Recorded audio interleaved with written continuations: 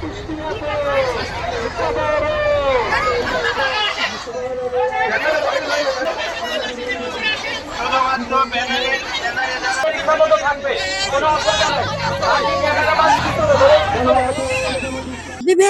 অঞ্চল থেকে আমাদের নানা রকম নারী হেনস্থা করছে, মারধর জুলুম নির্যাতন করছে, তার প্রতিবাদ এবং আমরা জানান দিতে চাই যে আমরা নারীরাও জামাত যে অনেকে ভয় ভীতি দেখাচ্ছে যে জামাত হচ্ছে ক্ষমতায় গেলে নারীদেরকে বোরখা পরে ঘরে ঢুকায় রাখবে।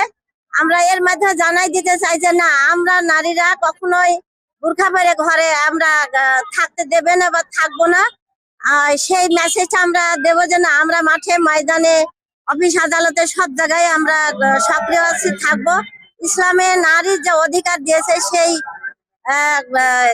এই দাঁড়িপাল্লাকে বিজয়ী করে সেই নারীদের অধিকার সুরক্ষা, তারপরে আমাদের কর্ম সংস্থানের যে নারীদের অধিকার দিয়েছে, আমাদের নিরাপত্তার জন্য ন্যায় ইনসাফ ভিত্তিক সমাজ প্রতিষ্ঠা করার লক্ষ্যেই আজকের এই মহিলাদের নারীদের নিয়ে আমরা এই সম্মেলন প্লাস আমরা মিছিল করে মেসেজ দিতে চাই যে ইনশাল্লাহ আমরা দাঁড়িপাল্লার বিজয়ের পক্ষে আছি এবং আমরা বিজয় করবো ইনশাল্লাহ। বেশ কিছুদিন হচ্ছে যেটা দেখছি যে হচ্ছে জামাতের কর্মকাণ্ড মাশাআল্লাহ খুবই ভালো।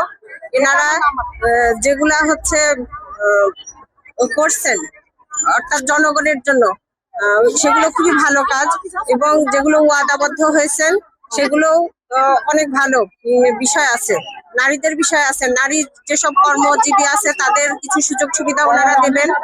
তারপরে ওনারা ক্ষমতায় আসলে পারে অবশ্যই হচ্ছে দেশটা সুন্দর হবে।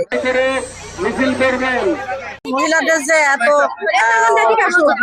অবহেলা বলি আমাদেরকে বলছে যে আমরা ঘরবন্দি করবে, আমাদের যে অধিকারগুলো আছে সেখান থেকে বঞ্চিত করবে, সেটাই আমরা জানান দিতে চাই যে না, আমরা জামাতে ইসলামের মহিলা, জামাতে ইসলামের সংগঠন, এটা একটা শক্তিশালী সংগঠন।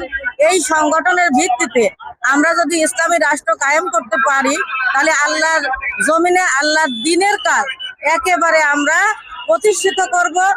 একেবারে আমাদের মানে কেন্দ্র থেকে একবারে আমাদের রাষ্ট্র পর্যন্ত প্রতিটা অধিকারে আমরা মানুষকে দেখা দিতে চাই যে ইসলামী রাষ্ট্র কায়েম হলে মানুষের যে জিনিসগুলো, মানুষের দায়িত্ব কর্তব্য যা আছে সম্পূর্ণ মানুষ যেন সুন্দরভাবে পেয়ে থাকে। মাশাআল্লাহ, আলহামদুলিল্লাহ, সব জায়গাতে সম্মানিত বোনেরা